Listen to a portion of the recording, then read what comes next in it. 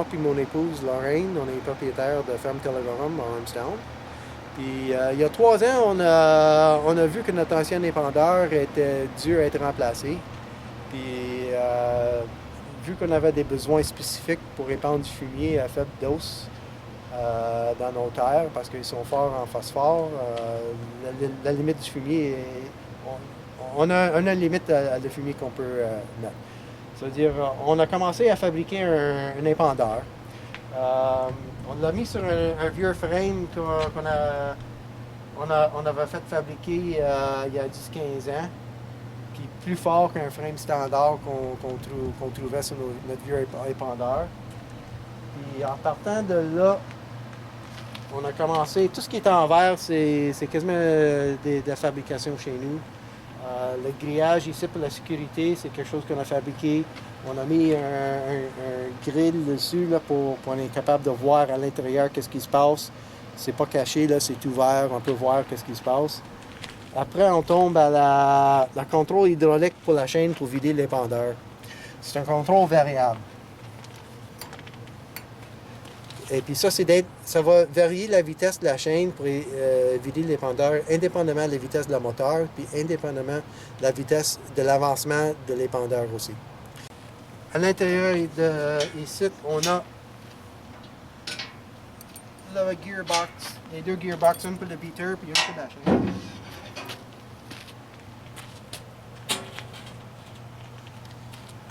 On voit ici, on a le moteur hydraulique qui est branché sur un gearbox. Ça, c'est un gearbox qui réduit 30 à 1. Ça veut dire qu'il faut chaque 30 tours ici, celui-là fait un tour. Et puis ça, c'est variable avec le contrôle en avant. Puis c'est avec ça qu'on peut jouer avec la vitesse qu'on applique le fumier. Ça, c'est une des anciennes pièces sur mon ancien épandeur pour faire tourner le beater en arrière. Puis on a aussi fabriqué toutes les braquettes ici, des côtés. Une chose qu'on n'a pas fabriqué chez nous, ça a été le tailgate. Ça, on l'avait copié. On n'avait pas les moyens de plier les métals à cette grosseur-là. Et puis ça se ferme. Puis avec ça, le fumier, tout le fumier va passer par les beaters. Il n'y a pas des gros motons qui vont tomber à terre. Puis ça, j'ai mis 2 barres. J'ai mis 2 barres ici au lieu d'un. Pour quand on charge le fumier, ça évite qu'il y ait trop de fumier qui tombe sur les beaters. Puis quand on part, on veut partir l'épandeur, il ne jammera pas. Il va être libre à tourner. Et puis à l'intérieur, on voit ce qu'on voulait vraiment faire, c'est de faire quelque chose qui était facile à nettoyer, qui ne donnera pas grand place à le fumier à accumuler pour faire la corrosion. So, tous les joints ici ont été soudés plusieurs fois, puis on a passé un grinder avec un genre de papier sable, puis on les a tous enlevé les points où le fumier pouvait rester.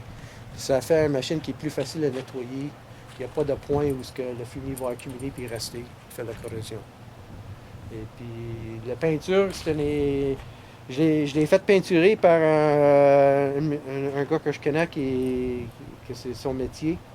C'est une peinture, il y a 2 primers, puis 2 couches de peinture vert époxy pour avoir une meilleure résistance à la corrosion.